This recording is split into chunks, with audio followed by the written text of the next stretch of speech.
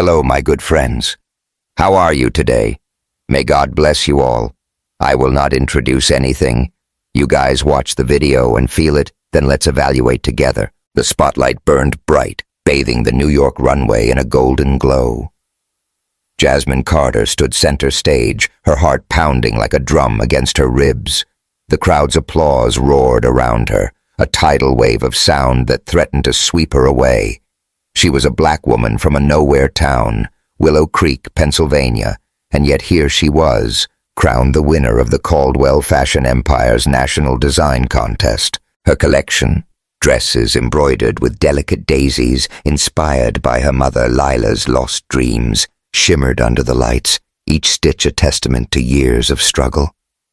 Jasmine's curls bounced as she bowed, her deep brown eyes catching the glint of her daisy pendant necklace, a gift from her mother that felt heavier tonight. She adjusted the neckline of her own creation, a flowing gown with kente-inspired patterns woven into the fabric, its vibrant golds and greens a nod to her African heritage. The air smelled of expensive perfume and anticipation, the kind that hung thick in Manhattan's elite fashion circles. Jasmine's hands trembled. She'd fought so hard for this moment, but something felt unfinished, like a thread left dangling on a seam. Then she saw him. Lucas Bennett pushed through the crowd, his broad shoulders cutting a path to the stage. His dark brown hair was tousled, his tailored suit hugging his frame just enough to hint at the strength beneath. Those green eyes, the ones she'd once memorized under the stars by Willow Creek Lake, locked onto hers. The world slowed. The applause faded to a hum. Jasmine's breath caught as Lucas climbed the steps, his gaze never wavering. The crowd hushed, sensing something electric in the air. "Jasmine," he said, his voice low but clear, carrying over the silence. "You're my light. You always have been." Before she could speak, he closed the distance, his hand finding hers. His touch was warm, grounding, like coming home after years lost.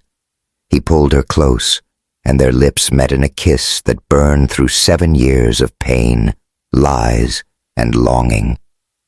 The crowd erupted, cheers and whistles filling the room, but Jasmine barely heard them. Lucas's breath was hot against her skin, his hand cradling her face as if she might vanish.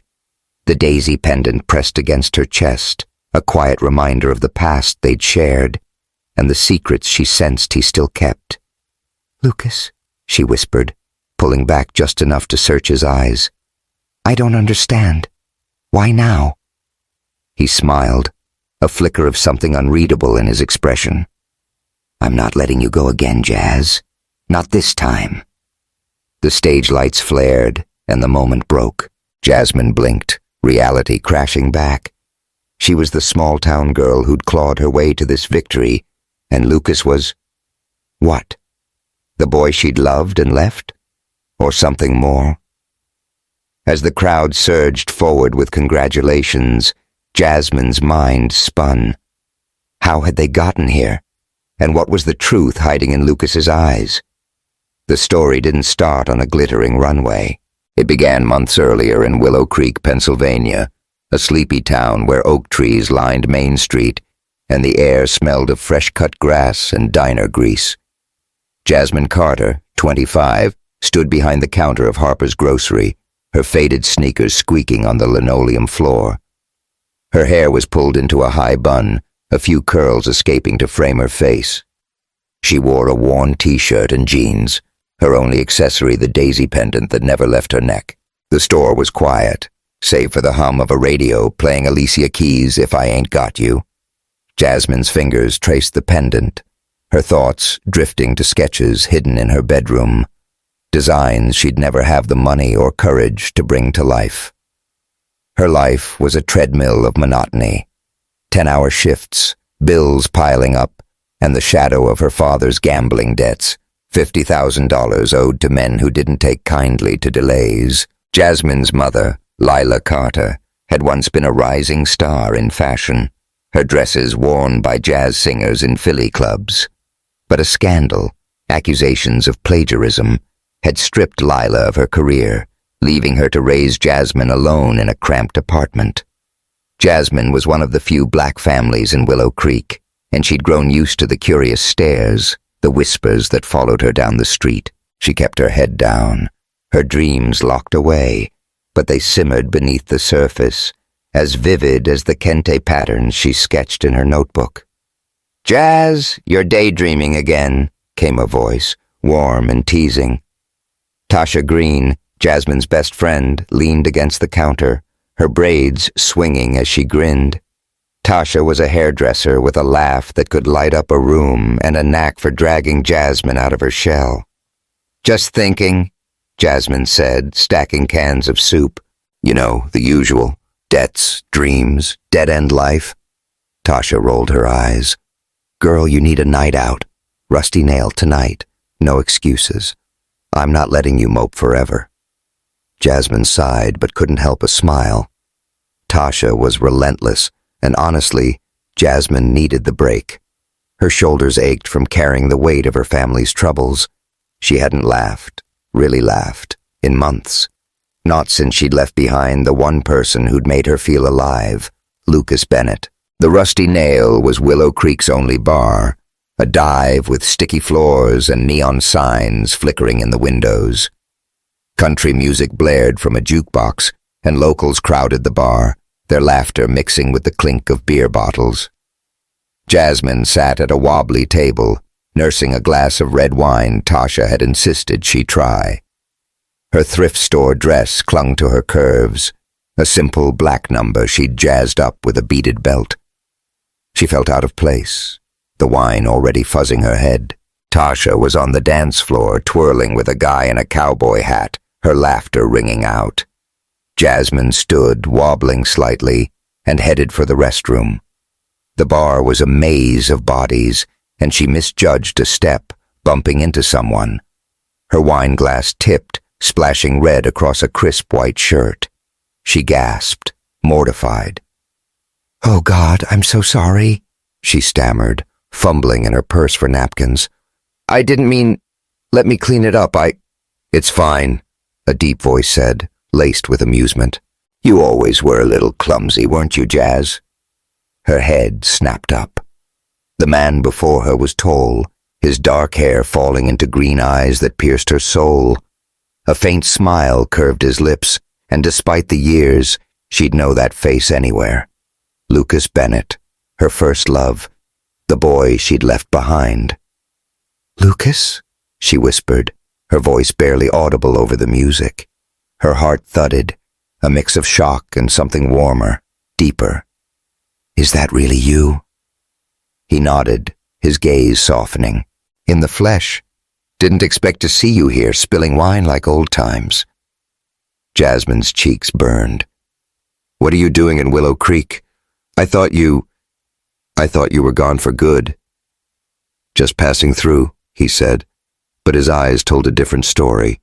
They held her, steady and intense, like they had when they were teenagers sneaking kisses by the lake. But maybe fate had other plans. She swallowed, her throat dry. Lucas looked different, sharper, more polished, despite the casual jeans and now ruined shirt. His presence filled the space, commanding yet gentle.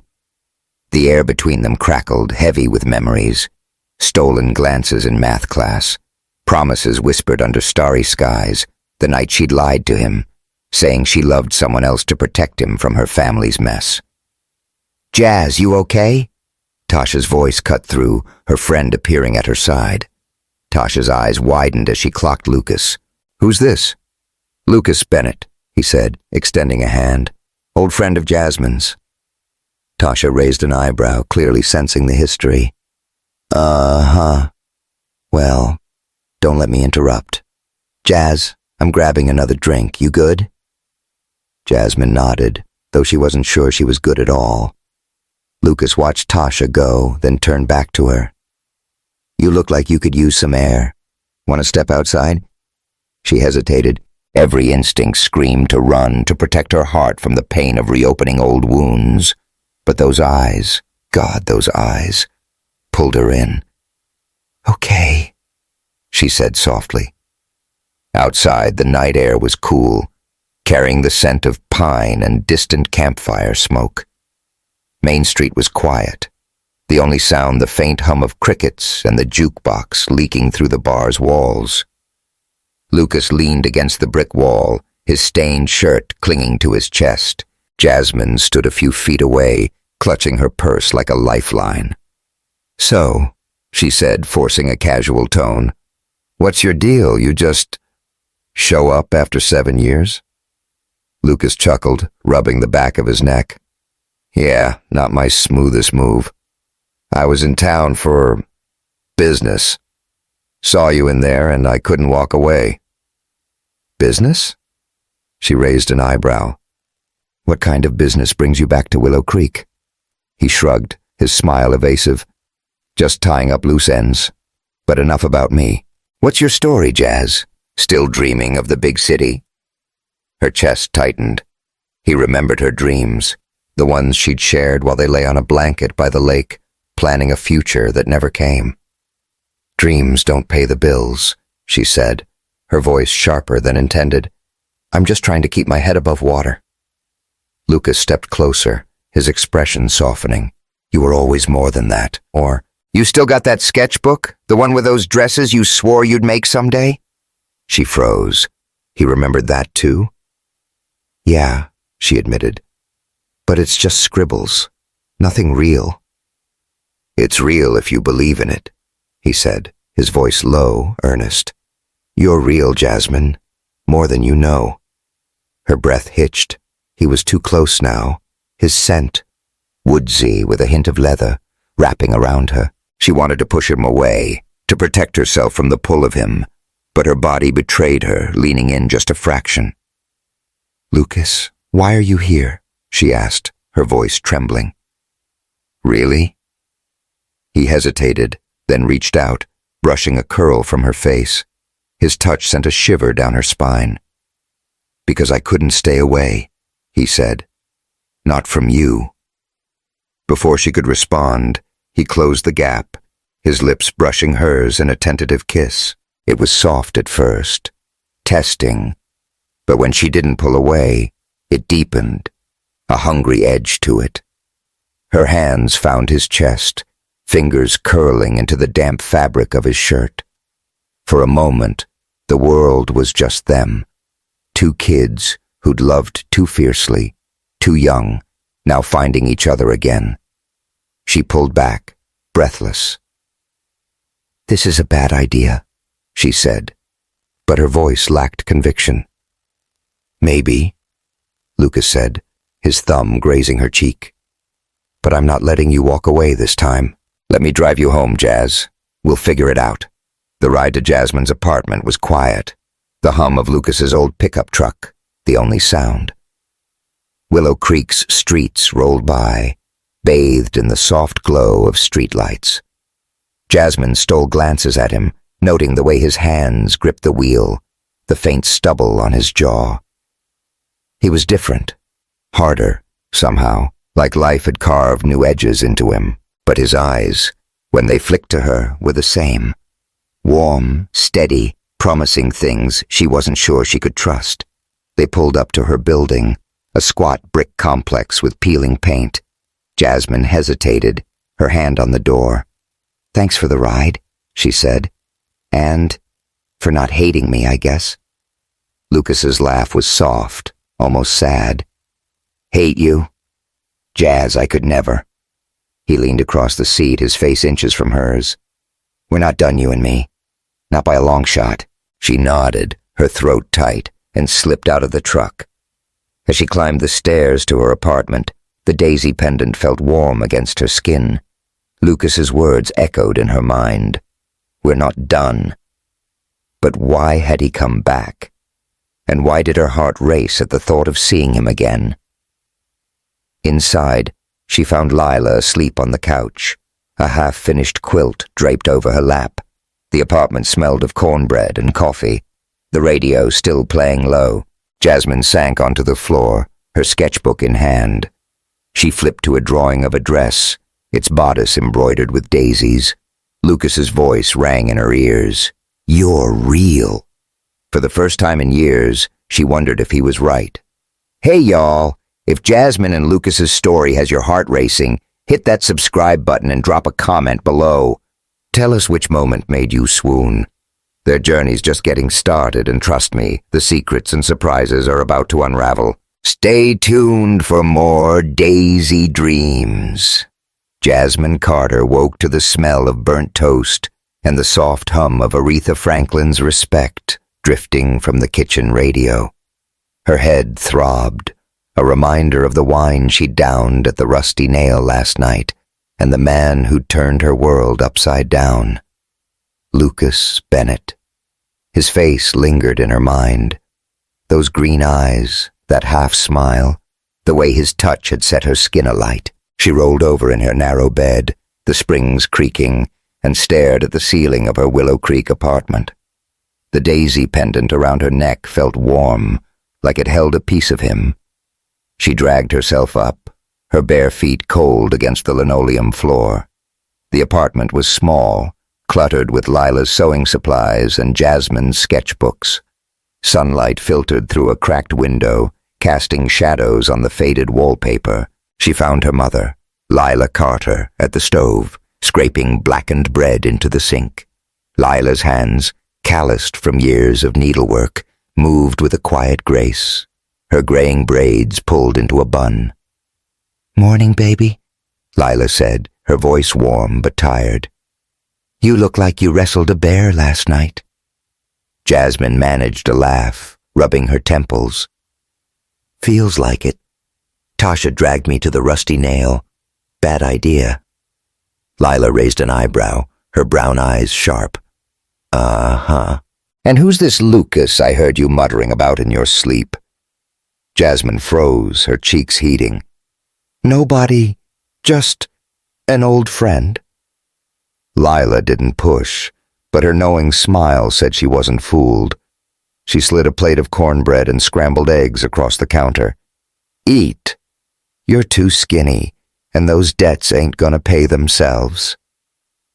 The mention of the debts, $50,000 her father had racked up before skipping town, soured Jasmine's stomach. She poked at the eggs, her thoughts drifting to Lucas's voice last night. "We're not done, you and me." Why was he back? And why did her heart betray her, fluttering at the memory of his kiss? She reached for her daisy pendant, its silver edges worn from years of touch. Lila had given it to her as a child, saying it was a gift from Jasmine's father. But the story never added up. Her dad was a gambler, not a jeweler. "Mama," Jasmine said, hesitant, "where'd this necklace really come from?" Lila's hand stilled, her expression tightening. "From someone special," she said, her voice soft but final. "That's all you need to know." Jasmine frowned but let it go. Lila had her secrets, just like Jasmine had hers, like the lie she'd told Lucas 7 years ago, claiming she loved someone richer to keep him safe from her family's troubles. She'd broken his heart to protect him, but seeing him last night, she wondered if she'd broken her own too.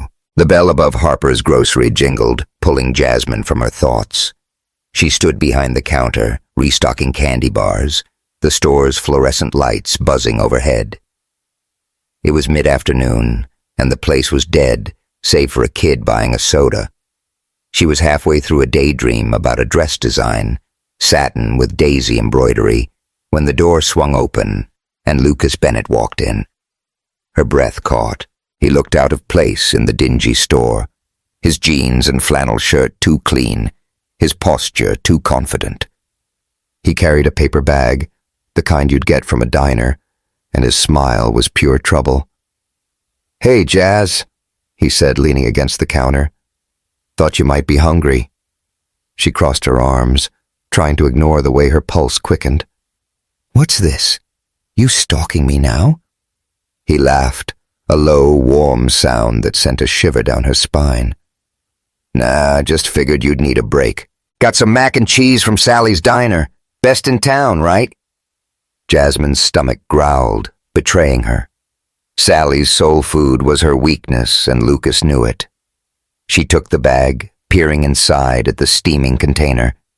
Okay, fine, but this doesn't mean I'm forgiving you for showing up out of nowhere. Fair enough, he said, his eyes twinkling. He pulled up a stool, watching her eat. The mac and cheese was creamy, with just the right kick of cheddar, and for a moment, Jasmine felt like a kid again, sharing fries with Lucas at the lake.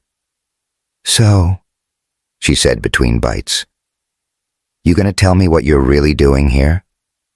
Or do I have to guess? Lucas's smile faltered, just for a second. Like I said, business. Nothing exciting. What about you? Still sketching those dresses? She hesitated. He was dodging, but so was she. Yeah, sometimes. Doesn't mean anything. I'm stuck here, Lucas. You know that. He leaned closer, his voice dropping. You're not stuck, Jazz.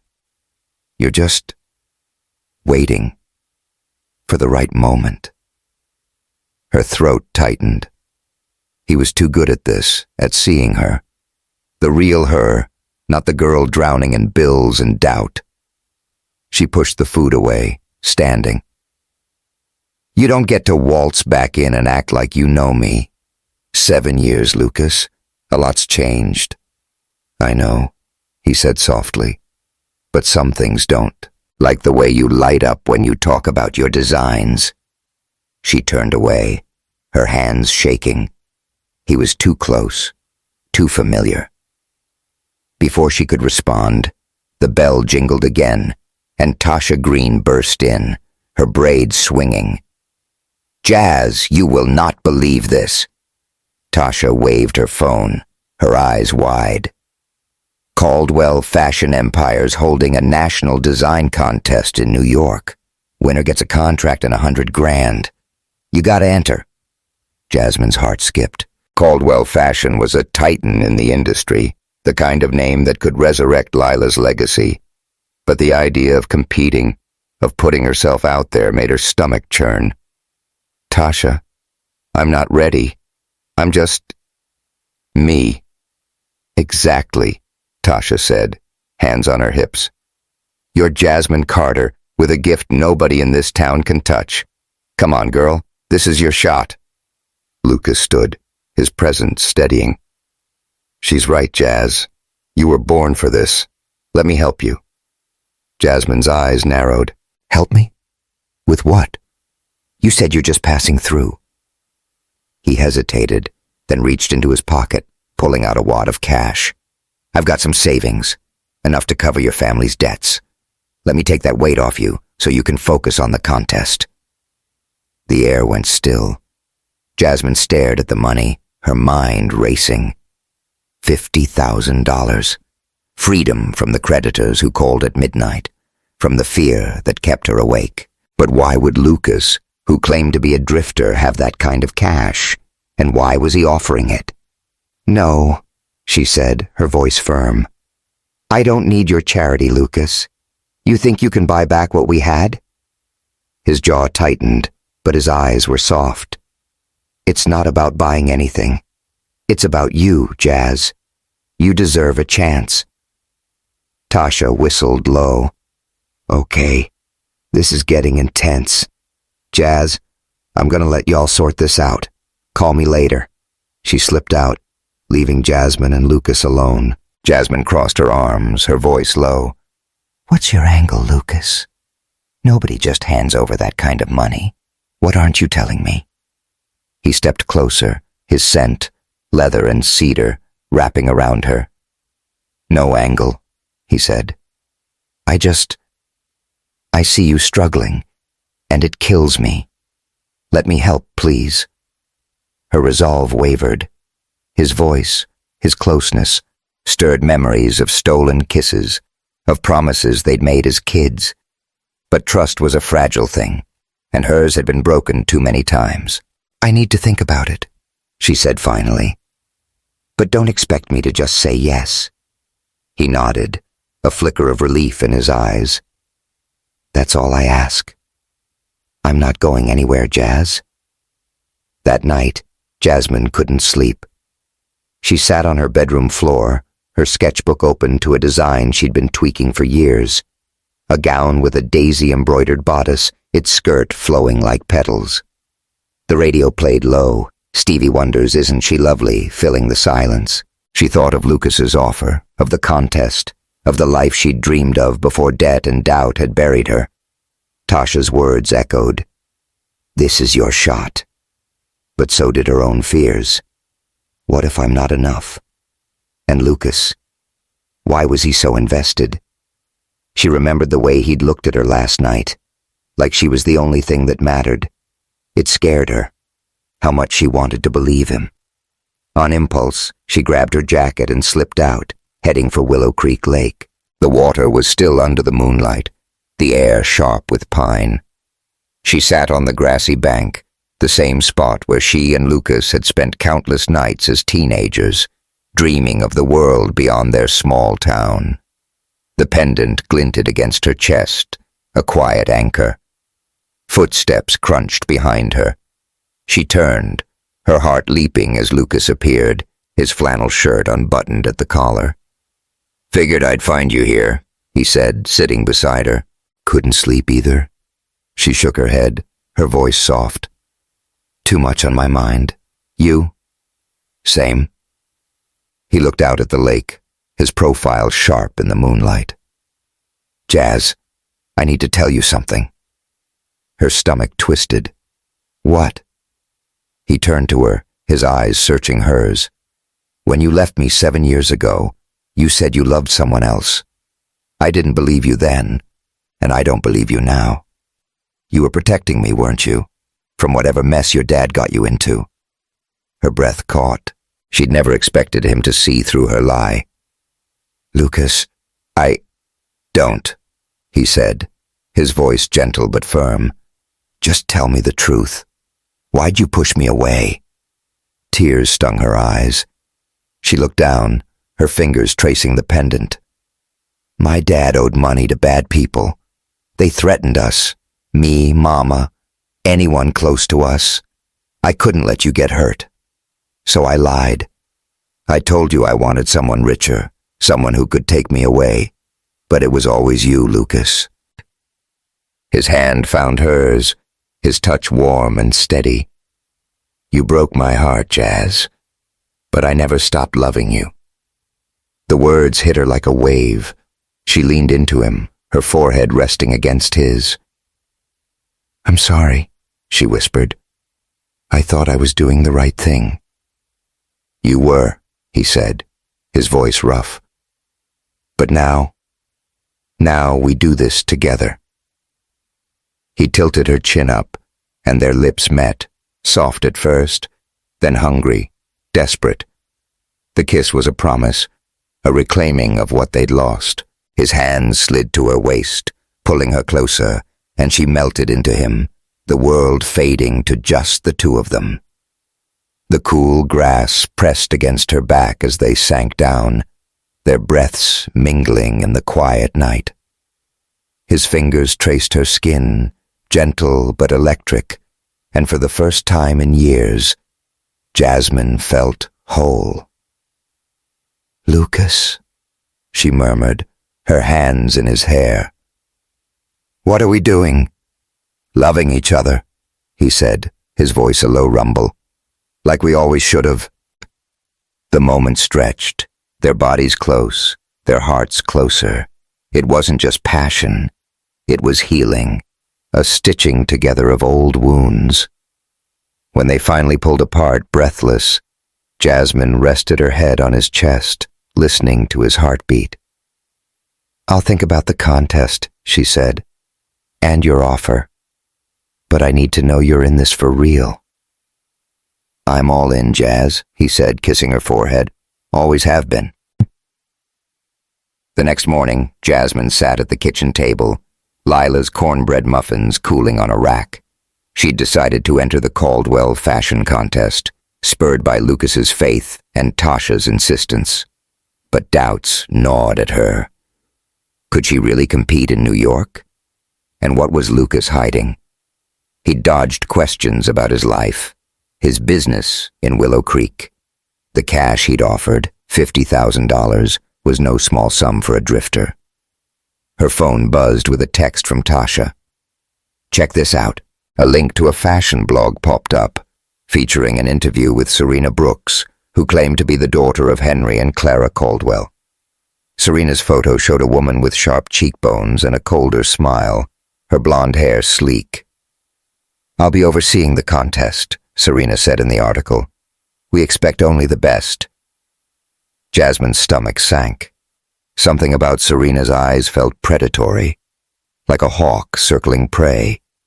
She clutched her pendant, its daisy engraving catching the light. If she was going to New York, she'd need Lucas's help and his truth. But as she dialed his number, a memory surfaced. Last night, after the lake, she'd caught him on his phone, his voice sharp, authoritative, mentioning Bennett Style Collective. The name sounded familiar, like something from a magazine. "Who are you, Lucas?" she whispered, her finger hovering over the call button. "And what do you want with me?" The New York skyline glittered like a promise, its skyscrapers piercing the night sky.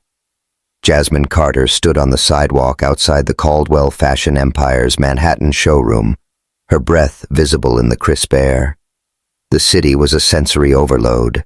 Honking taxis, the sharp scent of street vendor hot dogs, the pulse of hip-hop from a passing car.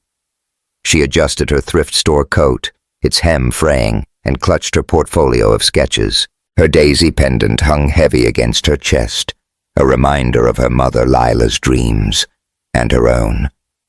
She was a black woman from Willow Creek, Pennsylvania, a speck of a town, and now she was here, chasing a chance to rewrite her story. Lucas Bennett stood beside her, his presence steady despite the chaos of the city. His dark hair caught the neon glow of a nearby billboard, and his green eyes scanned the street, alert. He carried her suitcase, insisting on it despite her protests. "You ready for this, Jazz?" he asked, his voice low, warm. She managed to smile, though her stomach churned. "Ready as I'll ever be." "You sure you're not going to ditch me for some fancy New York life?" He chuckled, nudging her shoulder. "Not a chance. I'm all in, remember?" His words sent a flutter through her, but doubt lingered. Lucas had offered to pay off her family's $50,000 debt, claiming it was just savings. But the phone call she'd overheard, his sharp tone, the mention of Bennett Style Collective, gnawed at her. Who was he really? And why was he so invested in her? The showroom loomed ahead, its glass facade reflecting the city's lights. Inside, the Caldwell Fashion Contest awaited. A shot at a contract and $100,000, enough to free her family and resurrect Lila's legacy. Jasmine's designs, inspired by Lila's daisy motifs and infused with kente patterns, were her heart on fabric. But stepping into this world, where money and power ruled, felt like walking into a lion's den. "Let's do this," she said, squaring her shoulders. Lucas's hand brushed hers, a fleeting touch that anchored her. Together, they stepped inside. The showroom was a cathedral of fashion, all sleek marble and crystal chandeliers. Models glided through the crowd, their gowns shimmering like liquid starlight. The air smelled of lavender perfume and ambition, and Jasmine felt every inch the outsider in her simple dress, its bold Ankara print a defiant nod to her heritage. Designers from across the country mingled, their voices a hum of confidence. She spotted a few black faces, but they were rare, and the weight of being other pressed on her. Lucas guided her to a display area where she set up her sketches. Her portfolio was modest, hand-drawn designs on worn paper, but each piece told a story. A gown with daisy embroidery curling like vines, a jumpsuit with kente-inspired geometrics. She smoothed a page, her fingers trembling. "You got this, Jazz," Lucas said, his hand on her shoulder. "Your work's gonna blow them away." She wanted to believe him, but the crowd's polished chatter made her feel small. Then a man approached, his locks tied back, his camera slung around his neck. "Jasmine Carter?" he asked, his voice smooth with a hint of a Bronx accent. "I'm Malik Jones, freelance photographer. Tasha Green sent me. Said you need shots for your portfolio. Jasmine's eyes widened. Tasha, her best friend back in Willow Creek, had come through. Yeah, that's me, she said, shaking his hand. Thanks for helping out. Malik grinned, his eyes warm. No problem. Tasha said you're the real deal, and I can see it already. He nodded at her sketches.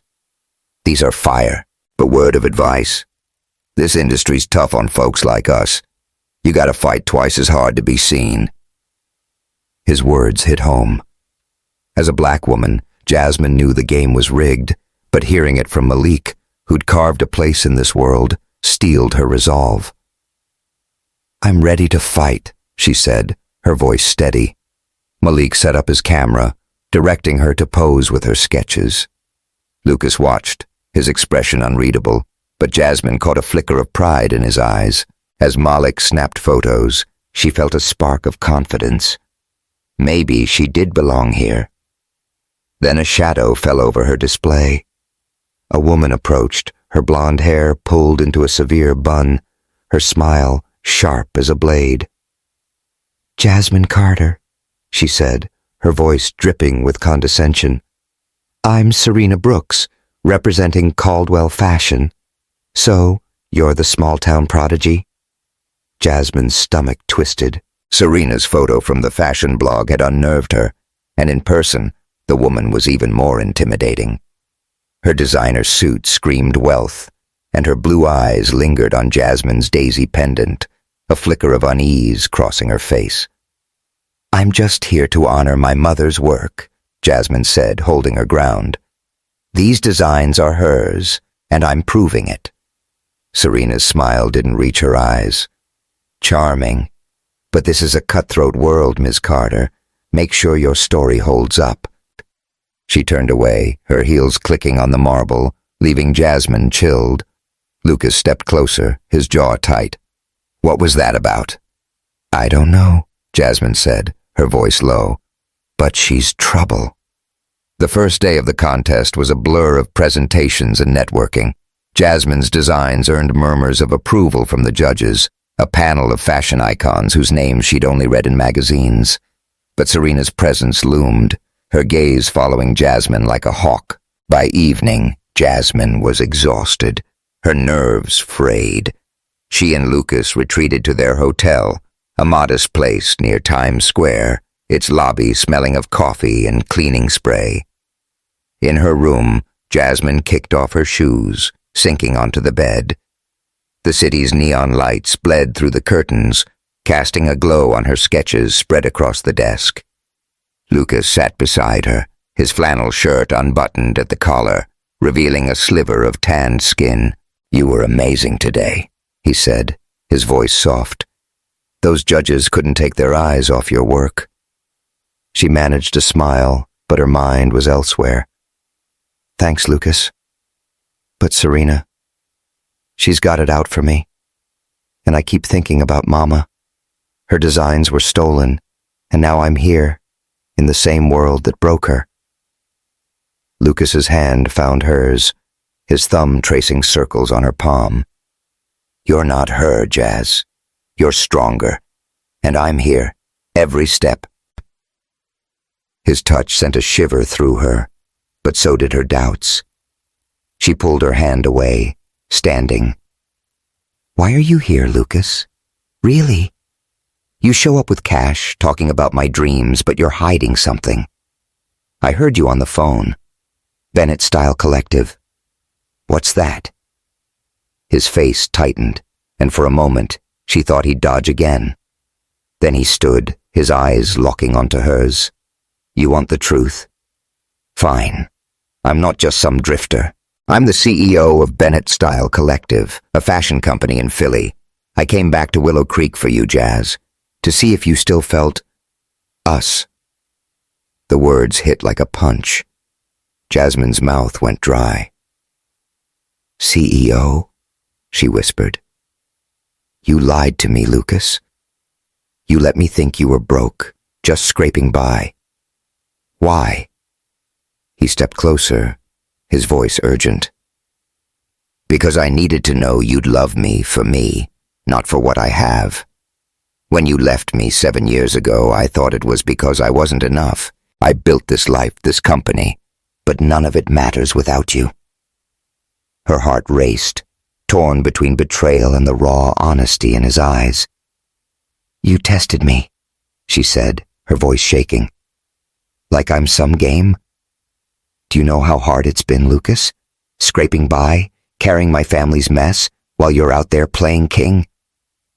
I'm sorry, he said, his voice breaking. I was wrong. But everything I've done since is for you. The money, the support. It's because I believe in you, Jazz. I always have. She turned away, tears stinging her eyes.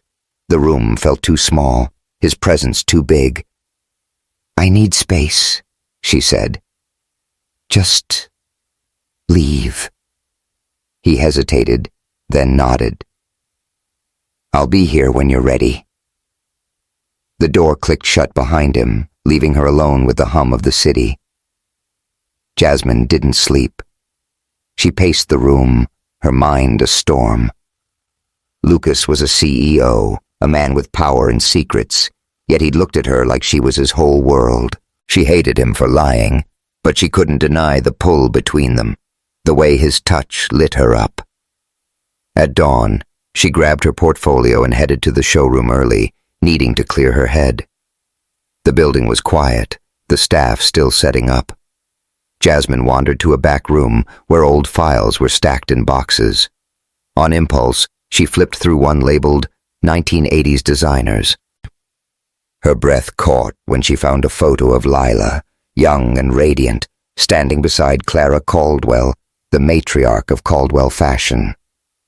A note scrawled on the back read, Lila Carter and Clara Caldwell, partners in Daisy Dreams Collection, 1995.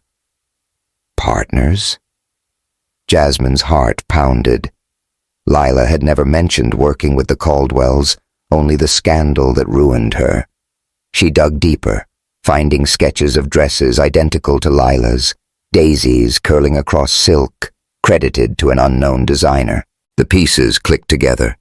Someone had stolen Lila's work, and the Caldwells were involved. Footsteps echoed, and Jasmine shoved the file back, slipping out before anyone saw her. Her mind raced. Was Serena protecting a family secret? And how did her daisy pendant fit in?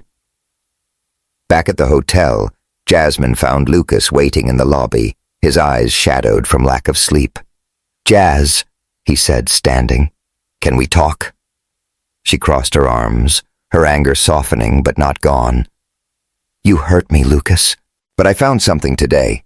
About Mama and the Caldwells. I think Serena's hiding the truth about what happened to her. His expression hardened. Then we'll find out. Together. But you gotta let me in, Jazz. No more secrets. She searched his face, seeing the boy she'd loved and the man he'd become. Okay, she said finally. But if you lie to me again, we're done. He stepped closer, his hand brushing her cheek. I'm all in, Jazz. For you. The air crackled, and before she could think, she pulled him to her, their lips crashing together. The kiss was fire, raw and desperate, a release of everything they'd held back. His hands slid to her waist, pulling her against him, and she felt the world tilt. They stumbled into her room, the door slamming shut. His fingers traced her skin, gentle but hungry, and she melted into him, their breaths mingling in the dim light. Jazz, he murmured, his lips against her neck. Tell me you want this. I do, she whispered, her hands in his hair. I want you. The moment was a blur of heat and heart, their bodies finding each other like they'd never been apart. It wasn't just passion, it was trust, a fragile bridge rebuilt. When they collapsed onto the bed, breathless, Jasmine rested her head on his chest, his heartbeat steady under her cheek. We're gonna figure this out, Lucas said, his voice rough. Serena, your mom's past, all of it. Jasmine nodded, but fear crept in. Serena's cold smile, the stolen sketches, the pendant's mystery. They were pieces of a puzzle she wasn't sure she wanted to solve. And Lucas, with his secrets and his love, was both her strength and her vulnerability. That night, Jasmine's phone buzzed with a notification. A fashion blog post shared by Tasha accused her of plagiarizing her designs. The comments were brutal. Small-town nobody thinks she can scam her way to the top. Her heart sank. Serena's hand was all over this, a warning shot. Jasmine clutched her pendant, its daisy engraving glinting in the dark. Lucas stirred beside her, his arm tightening around her. "What's wrong?" "Someone's trying to ruin me," she said, showing him the post. "Just like they did to Mama." His jaw clenched. "Not on my watch. We'll find out who's behind this, Jazz. I promise." She nodded, but as she stared at the city lights, fear coiled in her chest. Serena was playing dirty, and Jasmine was out of her depth. But with Lucas by her side, she felt a spark of defiance. She'd come too far to back down now. The New York morning was gray, the city's skyline shrouded in mist. Jasmine Carter stood in her hotel room, staring at her phone, where a vicious blog post accused her of plagiarizing her Daisy-inspired designs. The words stung like a slap. Jasmine Carter, a nobody from nowhere, thinks she can fool the fashion world with stolen sketches. Comments piled up, each one sharper than the last. Her heart sank, the weight of her mother Lila's past scandal pressing down. This wasn't just an attack, it was history repeating itself. Jasmine's daisy pendant felt cold against her skin, a reminder of the fight she'd come to wage. She was a black woman in a world that rarely made space for her, competing in the Caldwell fashion empire's national contest with designs that carried her mother's dreams.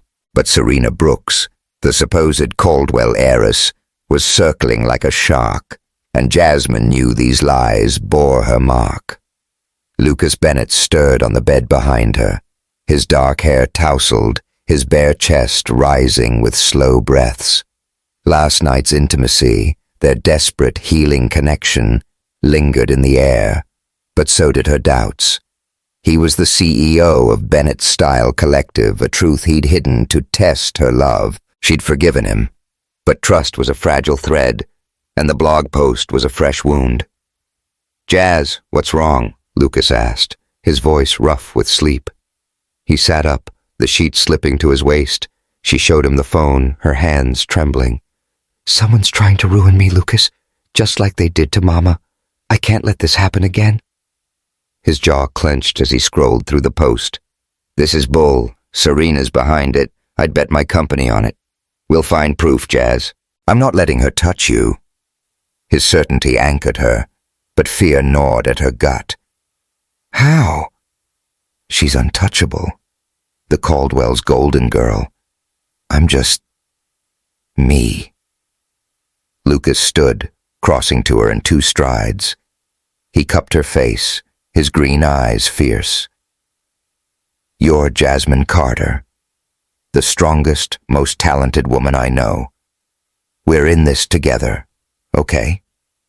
She nodded, leaning into his touch, but the blog's venom echoed in her mind. She wasn't just fighting for herself. She was fighting for Lila, for every dream stolen from them. And now, with Serena's schemes tightening like a noose, she needed to be smarter, tougher, braver. The hotel lobby buzzed with contest participants, their voices a mix of excitement and nerves. Jasmine met Tasha Green, her best friend from Willow Creek, who'd arrived to cheer her on. Tasha's braids were swept into a high ponytail, her energy infectious as she hugged Jasmine tight. "Girl, you look like you need some soul food and a pep talk," Tasha said, her grin wide. "Lucky for you, I'm here to deliver both." Jasmine laughed, the sound easing her tension. "Tasha, you're a lifesaver, but things are getting messy. Did you see that blog post?" Tasha's face darkened. "Yeah, and it's garbage. You're the real deal, Jazz.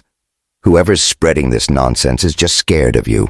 Malik Jones, the photographer who'd helped with Jasmine's portfolio, joined them, his camera slung around his neck. Tasha's right, he said, his Bronx accent sharp. I've been in this game long enough to smell a setup. Someone's paying for those lies. My buddy in tech traced the post. It's linked to a shady PR firm. Guess who they work for? Jasmine's stomach twisted. Serena Brooks? Malik nodded. Bingo. She's got her claws out, Jazz. Watch your back. The warning settled like a stone in her chest. Serena wasn't just playing dirty. She was weaponizing the same tactics that had destroyed Lila. Jasmine glanced at Lucas, who was on his phone across the lobby, his expression grim. He'd promised to dig into Serena's schemes, but what if they were in over their heads? Tasha squeezed her arm. You focus on your designs, Jazz. Let Loverboy handle the detective work. We've got your back. Jasmine managed a smile, but her nerves jangled. She needed to stay sharp, especially with the contest's next phase, a live presentation looming tomorrow. Her designs were her truth, her mother's legacy stitched into every seam. She wouldn't let Serena steal that. The showroom was a hive of activity, with designers tweaking displays and models rehearsing walks. Jasmine adjusted a mannequin draped in her signature gown, its daisy embroidery catching the light like dew on petals. The fabric, infused with kente-inspired golds, felt like a piece of her soul. She was setting up when a stagehand bumped into a lighting rig above her station. The metal groaned, teetering dangerously.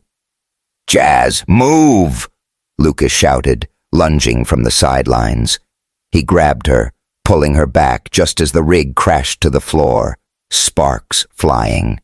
The crowd gasped, staff rushing over. Jasmine's heart pounded, her breath ragged in Lucas's arms. "You okay?" he asked, his hands checking her for injuries. His face was pale, his eyes blazing. She nodded, shaken. "That wasn't an accident, Lucas. Someone wants me out." He turned to the stagehand, who was stammering apologies. "Who told you to adjust that rig?" Lucas demanded. The man looked panicked. I got a note. Said it was from the organizers. I swear." Lucas's expression darkened. "Serena," he muttered low enough for only Jasmine to hear. "She's escalating." Jasmine's blood ran cold. A blog post was one thing. But this was attempted harm. She clutched her pendant, its familiar weight grounding her. "We need proof," she said. "If she's behind this, we can't let her get away with it." Lucas nodded, his hand squeezing hers. "I've got people on it. My team's digging into her finances, her emails. We'll nail her, Jazz." "Your team?" Jasmine raised an eyebrow, her voice sharp. "You mean your fancy CEO crew? You still haven't told me everything, Lucas." He winced, but before he could respond, Malik appeared, his face grim. "Jazz, you need to see this." He showed her a file on his phone, a payment record from Serena to a PR firm, dated the day the blog post dropped. "My tech guy pulled this from a server. She's definitely the one smearing you." Jasmine's hands shook as she read. "This is it. Proof she's lying, but it's not enough to stop her." "It's a start," Lucas said, his voice firm. "We'll build the case. For now, focus on the presentation. Show them who you are." She nodded, but fear coiled tighter. Serena wasn't just a rival. She was a predator, and Jasmine was her prey. That evening, Jasmine sat alone in her hotel room, her sketches scattered across the bed. The city's hum filtered through the window, a mix of sirens and distant jazz from a street performer. She'd found a letter in Lila's old sewing box, mailed from Willow Creek, and brought it to New York on a whim. The paper was yellowed, the handwriting shaky. "Jasmine's not mine by blood, but she's my heart. Keep her safe." It was unsigned, dated the year Jasmine was born. Her breath caught. Not Lila's daughter? The words didn't make sense, but they echoed the mystery of her daisy pendant, the questions Lila had dodged. A knock broke her thoughts. Lucas stood in the doorway, his flannel shirt rolled to his elbows, his eyes soft with worry. "You okay, Jazz? You've been quiet all day." She set the letter down, her voice trembling. "I don't know anymore. This letter, it says I'm not Mama's daughter. And Serena, the rig, the lies, it's too much." He crossed to her, sitting on the bed. "Hey, we'll figure it out. The letter, Serena, all of it. You're not alone." His words cracked something open in her. She leaned into him, tears spilling. "I'm scared, Lucas. Scared I'll lose everything. Mama's legacy, you, myself." He pulled her close, his arms strong around her. "You won't lose me, Jazz. Ever." He tilted her face up, his thumb brushing her tears. "Let me take you somewhere. Clear your head." The hotel rooftop was a quiet oasis, the city sprawling below like a sea of stars. The air was sharp, carrying the faint scent of rain. Lucas led Jasmine to the edge, where a low wall overlooked Manhattan. The skyline glowed. Empire State Building, Chrysler Building, a million lights promising dreams and danger. "Remember Willow Creek Lake?" Lucas asked, his voice soft. "We'd sit there, planning our big escape. I never stopped dreaming of you, Jazz, even when you broke my heart." Her chest ached. "I didn't want to. I thought I was saving you." "I know," he said, turning to her. "But I'm here now, and I'm not letting anyone hurt you, not Serena, not the past, nobody."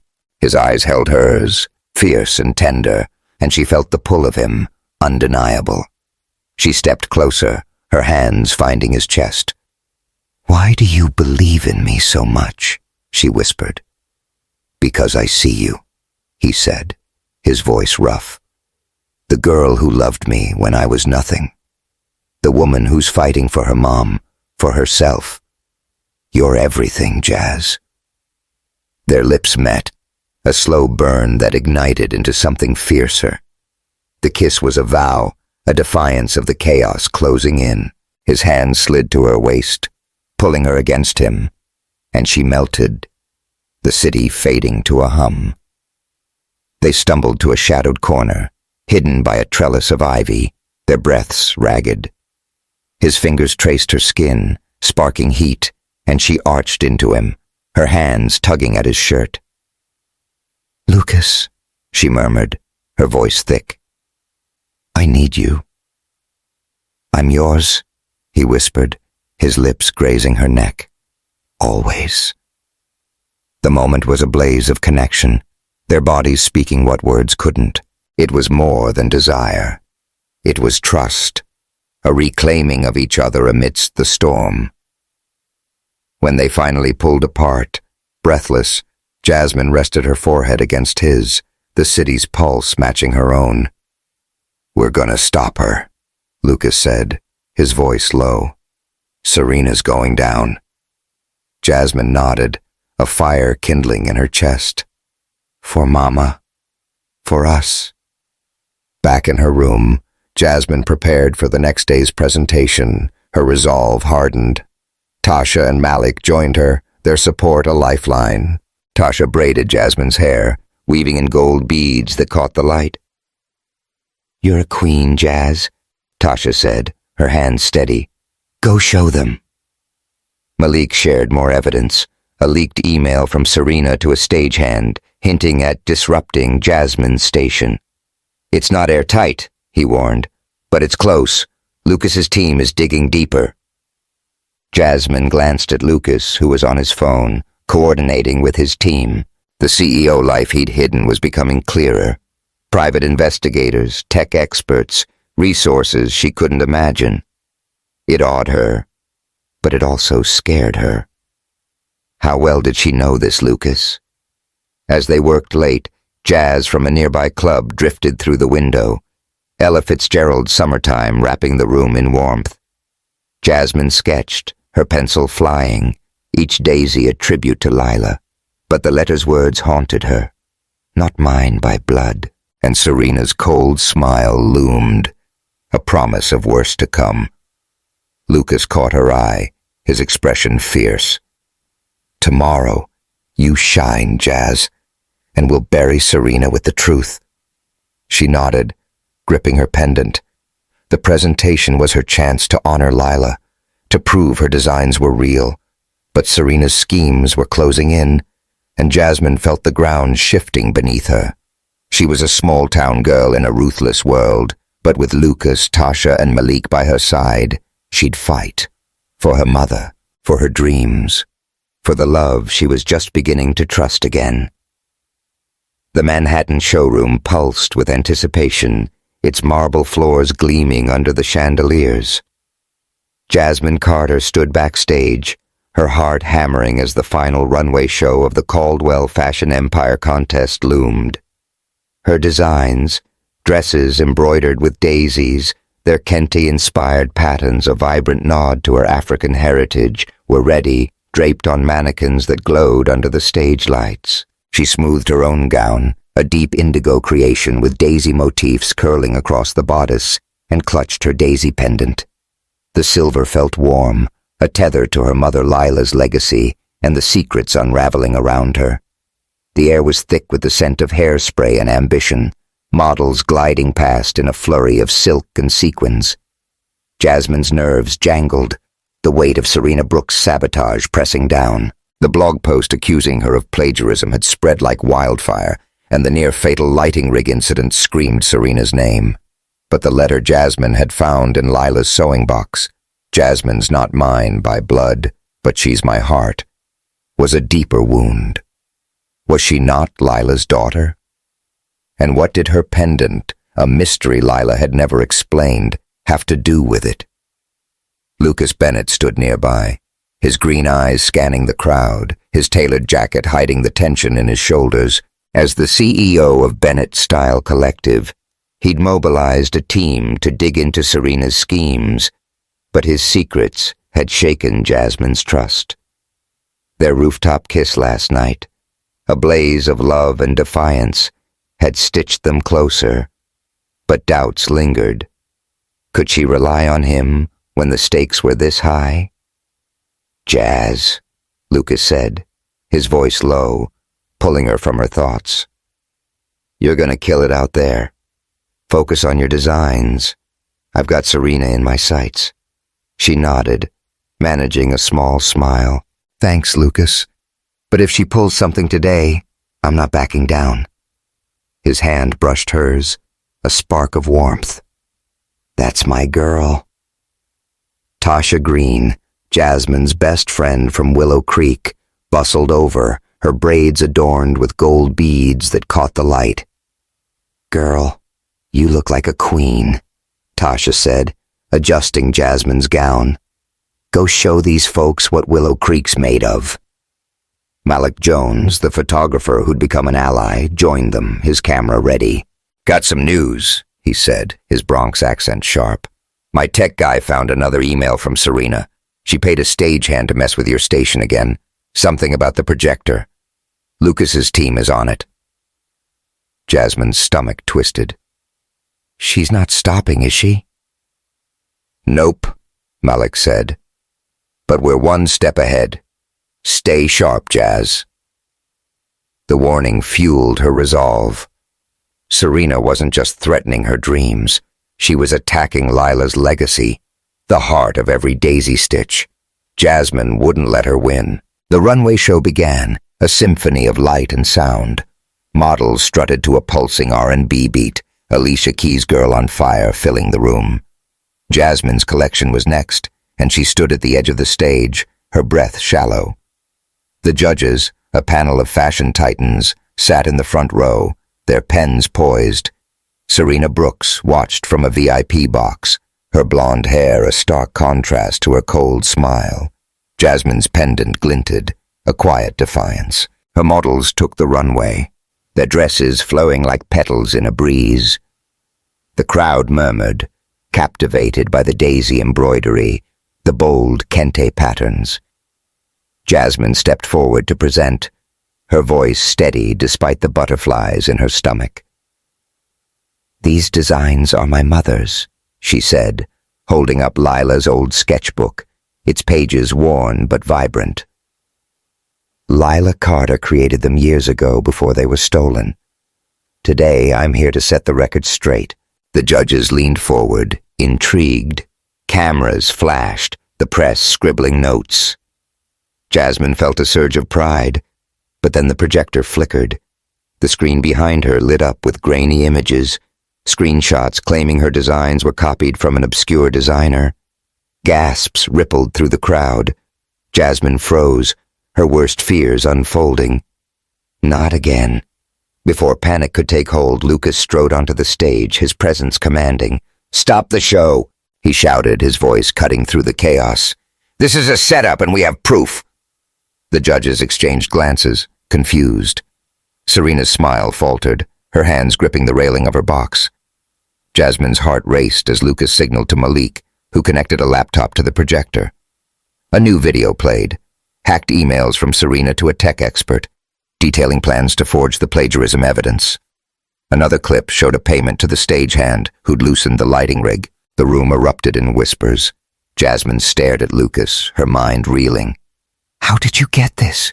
she whispered. He leaned close, his voice low. "My team's been working overtime. We're not letting her bury you." The judges called for a recess to review the evidence, and the crowd buzzed with speculation. Jasmine pulled Lucas aside, her voice shaking. "You're a CEO, Lucas. You've got hackers, investigators. Why didn't you tell me you had this kind of power?" His eyes softened, but there was steel beneath. "I didn't want to scare you, Jazz. But I'm using every resource I've got to protect you. You mad?" She searched his face, torn between awe and frustration. "Not mad, just overwhelmed. You're not the boy I knew." "I'm still him," he said, his hand on her arm. "Just with better toys. Trust me, okay?" Before she could respond, Tasha rushed over, her eyes wide. "Jazz, you need to hear this. Malik found something else, about your necklace." Malik joined them, his expression grave. "My guy cross-checked some records. That daisy pendant? It's a Caldwell family heirloom given to their daughter at birth. Serena's been dodging questions about it, but the hospital where you were born, there was a mix-up, Jazz. 2 babies, same night." Jasmine's breath caught. The letter, "Not mine by blood," flashed in her mind. "You're saying I'm the Caldwell's daughter?" "It's looking that way," Malik said. "Lucas's team is pulling hospital files to confirm, but Serena knows something. That's why she's gunning for you." Jasmine's legs wobbled, and Lucas steadied her. "We'll get answers," he said. "But right now, you've got a show to finish." She nodded, her mind a storm. The Caldwell's daughter. It was too much, but the pendant against her chest felt like a key, unlocking truths she wasn't ready to face. Backstage, Jasmine prepared for the resumed show, her hands shaking as she adjusted a model's gown. Tasha braided her hair, weaving in more gold beads for luck. "You're a warrior, Jazz," Tasha said, her voice fierce. "Go out there and own it." Malik snapped photos, his camera clicking. "The judges are rattled, but your designs are the talk of the show. Keep pushing." Jasmine glanced at Lucas, who was on his phone, coordinating with his team. His authority, once a secret, was now a lifeline.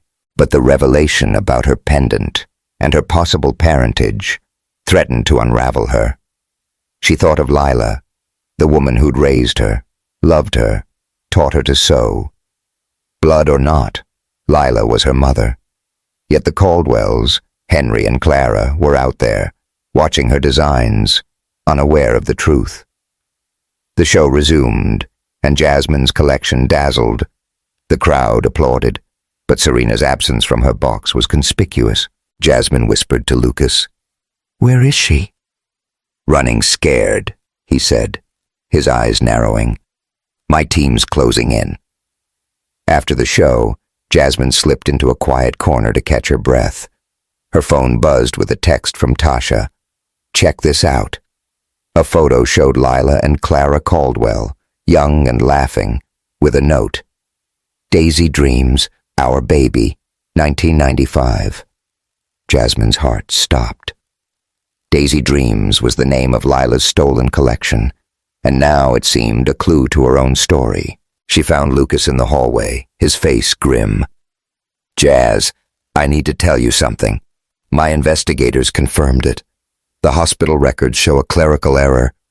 2 babies swapped the night you were born. You're Henry and Clara's daughter. Serena's been living your life.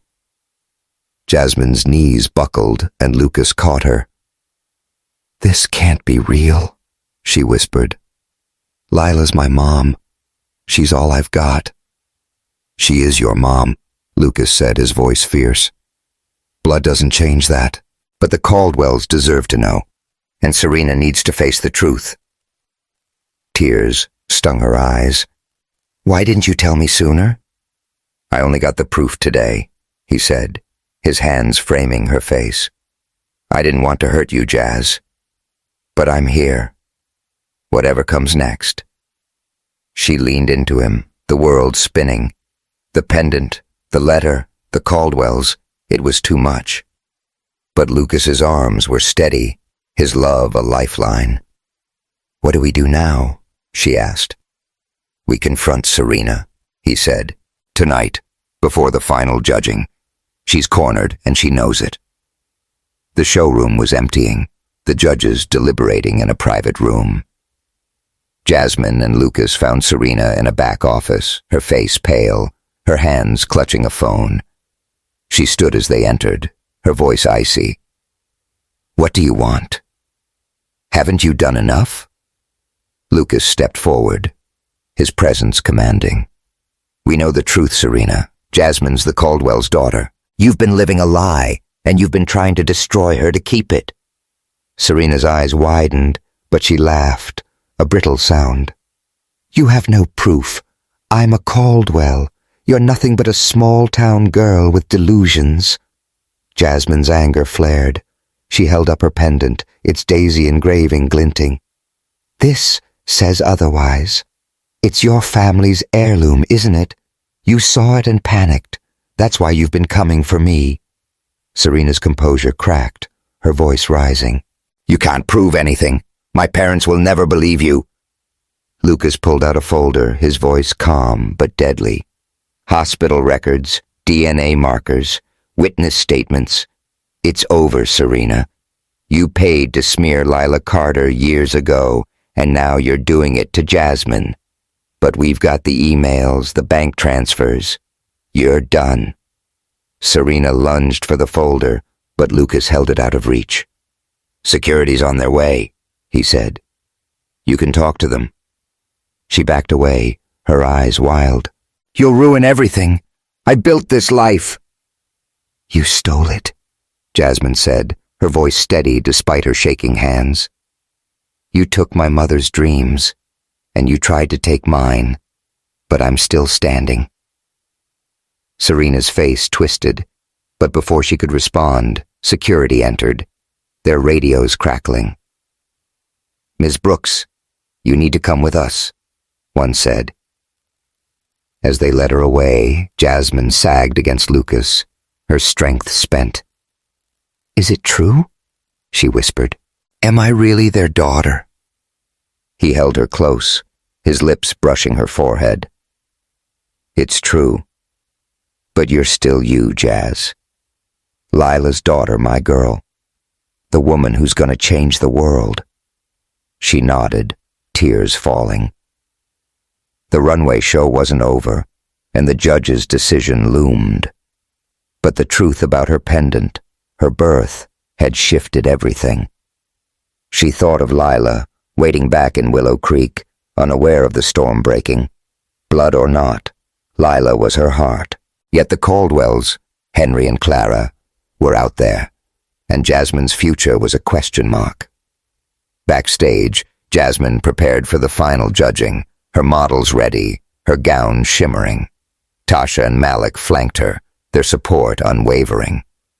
"You're a badass, Jazz," Tasha said, squeezing her hand. "Go win this." Malik snapped a photo, his grin wide. "The press is eating up your collection. Serena's toast, and you're the story." Jasmine glanced at Lucas, who was coordinating with his team, his phone pressed to his ear. His power, once a secret, was now her shield. But the weight of her identity pressed down. She was Jasmine Carter, daughter of Lila, but also, impossibly, a Caldwell.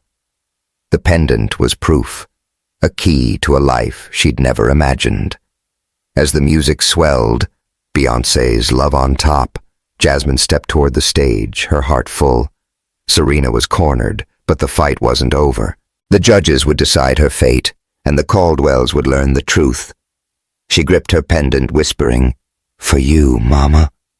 But which mother she meant, she wasn't sure. Lucas caught her eye, his smile fierce. "You've got this, Jazz. Show them who you are." She nodded, stepping into the light. The runway was her battlefield, and she was ready to claim her victory. For Lila, for herself, for the love that had carried her this far. The Manhattan showroom was a sea of light and sound. The final runway show of the Caldwell Fashion Empire contest reaching its crescendo. Jasmine Carter stood center stage, her indigo gown shimmering with daisy embroidery, its Kente-inspired patterns a bold declaration of her heritage. The crowd's applause thundered, a tidal wave of awe for her collection, dresses that wove her mother Lila's stolen dreams into every stitch. Jasmine's curls framed her face, gold beads glinting in her braids, and her daisy pendant glowed against her chest, a symbol of truths unveiled. She was a black woman from Willow Creek, Pennsylvania, and tonight she was unstoppable. The judges, a panel of fashion icons, leaned forward, their eyes locked on her. Serena Brooks, the supposed Caldwell heiress, was nowhere to be seen, her schemes exposed by Lucas Bennett's relentless investigation. Just hours ago, Jasmine had learned the staggering truth. She was the Caldwell's daughter, swapped at birth in a hospital mix-up. The pendant, a Caldwell family heirloom, was proof, and Serena's desperate attempts to destroy Jasmine had been a bid to protect her stolen life. But now, as the spotlight burned, Jasmine felt only purpose. This was for Lila, the mother who'd raised her, and for the legacy they'd reclaimed together. She stepped to the microphone, her voice clear despite the butterflies in her stomach.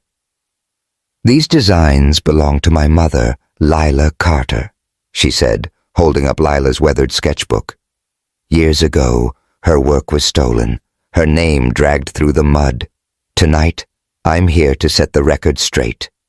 This is her truth, and mine." The crowd hushed, hanging on her words. Cameras flashed, the press scribbling furiously.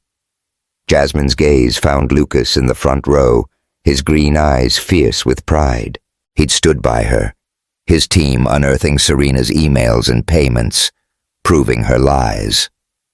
Tasha Green and Malik Jones, her allies from Willow Creek in New York, stood backstage, their cheers a quiet anchor.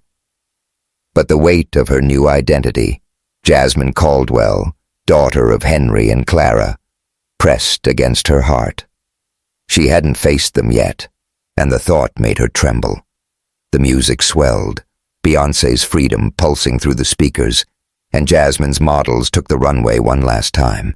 The dresses flowed like petals, daisies curling across silk and satin, each piece a testament to resilience. The crowd rose, their applause deafening. Jasmine bowed, tears stinging her eyes. She'd done it. For Lila, for herself, for the girl who'd once thought she'd never escape Willow Creek. The judge's deliberation was brief.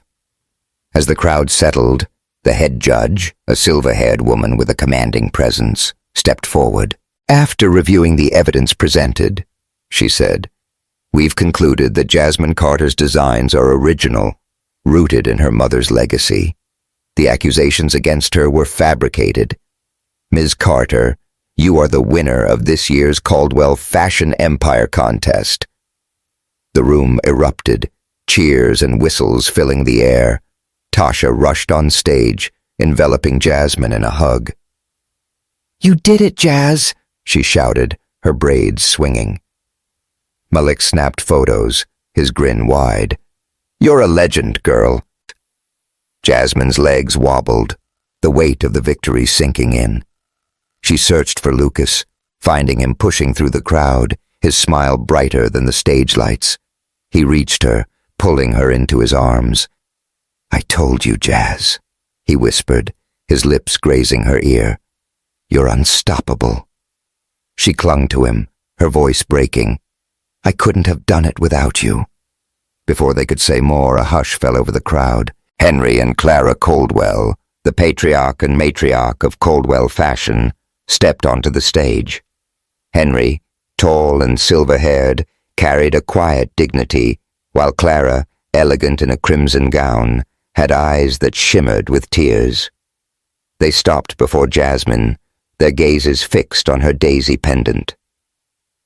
"Ms. Carter," Henry said, his voice thick. "That necklace, it's ours, given to our daughter 25 years ago." Clara reached out, her hand trembling. "We lost her in a hospital mix-up, but that daisy, it's proof. You're our daughter, aren't you?" Jasmine's breath caught, the world tilting. She'd known this moment was coming, but facing it was like stepping off a cliff. I think so," she said, her voice barely audible. "But Lila Carter's my mom. She raised me, loved me. I don't know how to do this." Clara's tears spilled, and she pulled Jasmine into a gentle embrace. "We're not here to take that away," she said. "We just want to know you, to make things right." Henry nodded, his hand on Jasmine's shoulder. "We failed you, letting you slip away, but we're here now, if you'll have us." Jasmine's chest ached, torn between the family she knew and the one she'd lost. She looked at Lucas, his steady presence grounding her. "I need time," she said finally. "But I want to try." The crowd applauded, moved by the reunion, but Jasmine felt exposed, raw. She needed Lila, needed to know her mother, her true mother, by heart, if not blood, was okay. The aftermath was a blur of interviews and congratulations. Jasmine dedicated her win to Lila, her voice breaking as she spoke to reporters. "This is for my mom, who never gave up, even when the world turned against her." The press ate it up, her story, a black woman rising from a small town to reclaim her family's legacy, going viral. Serena Brooks's fate was sealed.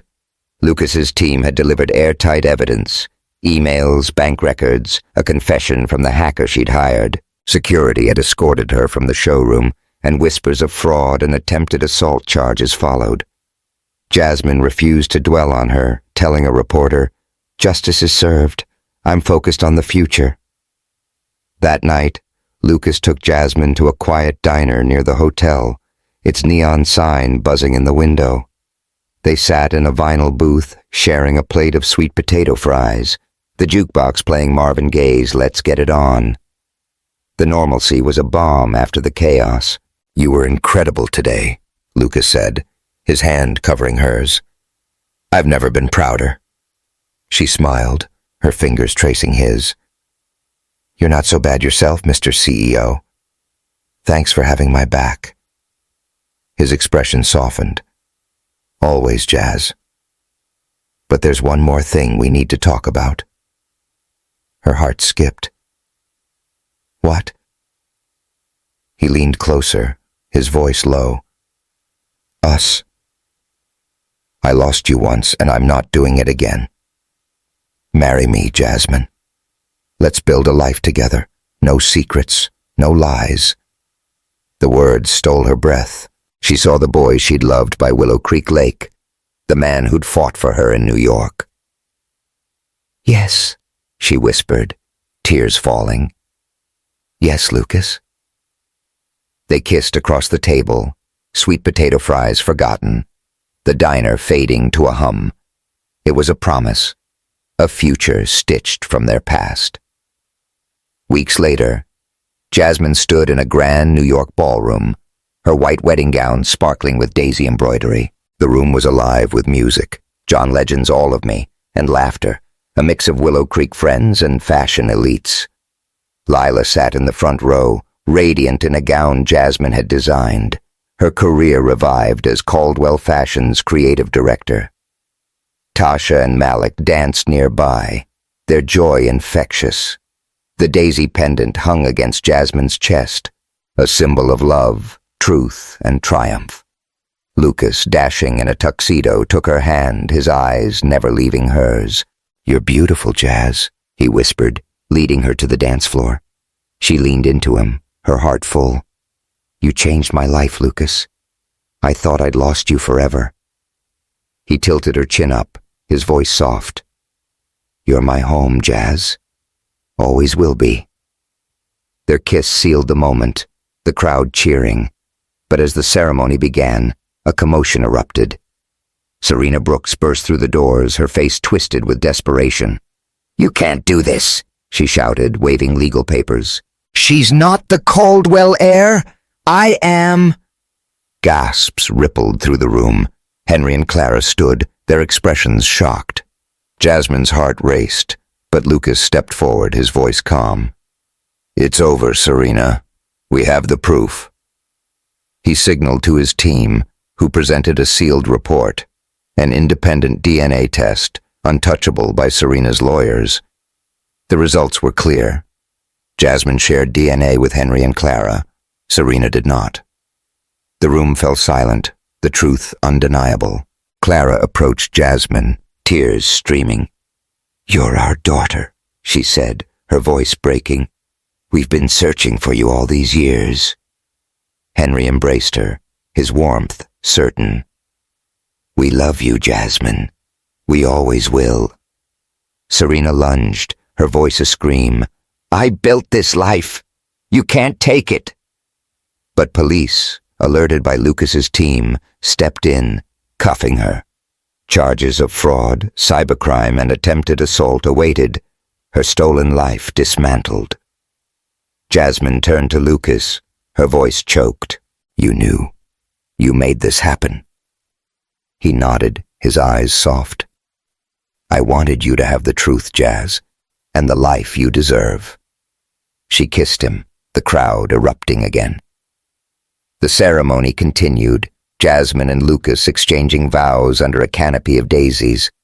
As they danced, a small, scruffy dog bounded in, its tail wagging. Jasmine gasped. It was Daisy, the stray they'd fed by Willow Creek Lake years ago, now wearing a tiny daisy collar. "You kept her?" she asked, tears falling as she knelt to pet the dog. Lucas grinned. "Named her Daisy, after you. Couldn't let her go, any more than I could let you." The guests laughed, the moment sealing their past to their future. The reception was a celebration of love and family. Jasmine addressed the crowd, her voice steady. "This isn't just about me and Lucas," she said. "It's about fighting for what's right. My mom, Lila, taught me to never give up. She lost everything, but she gave me strength. And Lucas believed in me when I didn't believe in myself." She turned to Henry and Clara, her new family. "I'm honored to be your daughter, but Lila's my heart. I want us to build this together." The Caldwells nodded, their respect clear. They announced Jasmine's role as co-chair of Caldwell Fashion, alongside Lila, to redesign the company's future with daisy-inspired, accessible designs rooted in Black culture. The guests applauded, moved by the reunited family. As the night wound down, Jasmine and Lucas slipped onto a balcony, the city sparkling below. Her gown caught the moonlight, her pendant glowing. "I used to think I was nobody," she said, leaning against him. Just a girl with debts and dreams too big. He wrapped his arms around her, his voice warm. You were never nobody, Jazz. You're my everything. She smiled, her fears gone. And you're mine. Ah. Their wedding night was a quiet haven, a suite overlooking the sea. The intimacy was soft, profound, a celebration of their journey. Under the stars, they found each other, two hearts woven into one, eternal as the daisies they'd always carry, the moment whispered, fading to the sound of waves. The ballroom glowed as the party continued. Lila danced with Henry, her laughter free. Clara chatted with Tasha, bridging worlds. Daisy, the dog, curled up near the cake, a guest sneaking her a treat. Jasmine and Lucas returned, hand in hand, their love a beacon. Jasmine's voice closed the story, a quiet reflection. I learned that no matter where you start, you can write your own ending. Fight for love, for family, for truth. That's the dream that carries us all. The screen faded, leaving a legacy of hope. Thank you for joining Jasmine and Lucas on this incredible journey. If their story of love, justice, and dreams inspired you, hit that subscribe button and drop a comment. Tell us which moment stole your heart. Let's keep the Daisy dreams alive.